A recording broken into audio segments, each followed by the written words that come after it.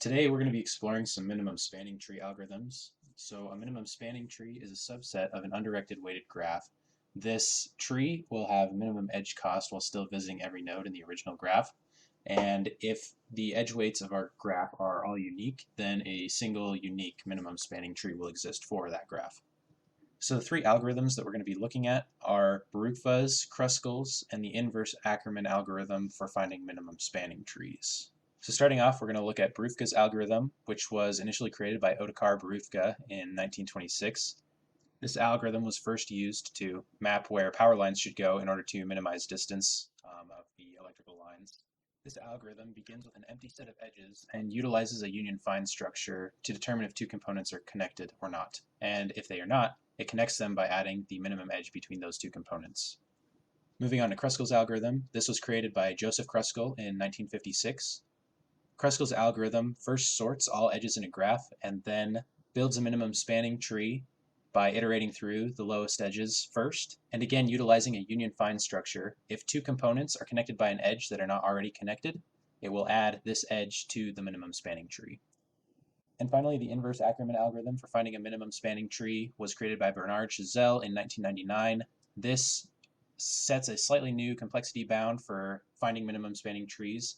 And using divide and conquer, it builds up a minimum spanning tree by joining subsets of the minimum spanning tree together.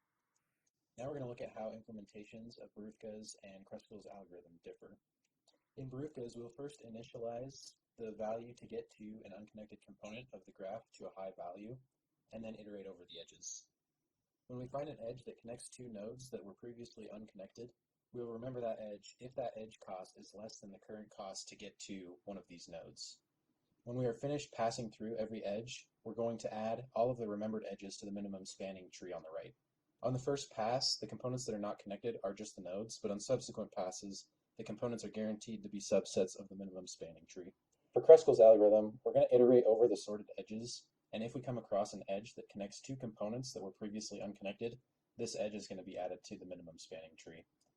Now, from this example, it looks like Kruskal's algorithm performs much faster, but we need to take into account that it's going to take at least n log n time complexity to sort the edges if they're not already sorted. Now, if we look at time complexity for Barufka's and Kruskal's algorithm, we notice that they're about m log m time complexity, m being the number of edges that a graph has. Now, we haven't gotten to the inverse Ackermann function yet, but we put the time complexity up to compare to the other two. Now, this right here is the inverse Ackermann function, and we're going to show right here how this function is faster than a logarithmic function, making the inverse Ackermann a little bit quicker than the other two. So in order to explain the inverse Ackermann function, we're going to quickly define what the Ackermann function is. So the Ackermann function is described here. It's a recursive definition, and the big takeaway is that it increases extremely rapidly. So we have some m and n values here plotted for what the Ackermann function will return. And as we can see, about the first four rows we can fill out with integers, but past that we start having to use notation to describe these numbers because they're so large. Pretty much everything below the red line becomes difficult for even computers to handle. Oftentimes data overflow errors will happen if we're processing numbers this large.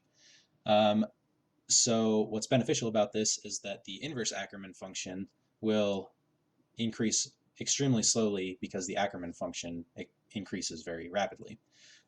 So for any foreseeable number, it's going to return 5 or less in the inverse Ackermann function because we are foreseeably going to process numbers less than anything on this red line.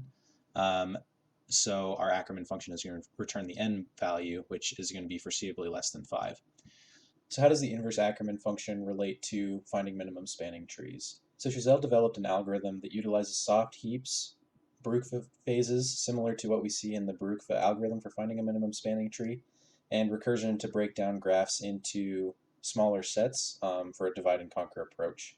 Now it's difficult to explain everything that's going on in this algorithm, but at a high level, graphs are broken down into their smallest components recursively, and then collapse back into each other, discarding bad edges as reconstruction happens. The inverse Ackermann function is used in the proof to show the time complexity of this algorithm. It's an inductive proof that's also pretty difficult to explain in a short time frame, but we encourage you to visit the paper that was published about this algorithm for more information if you're interested.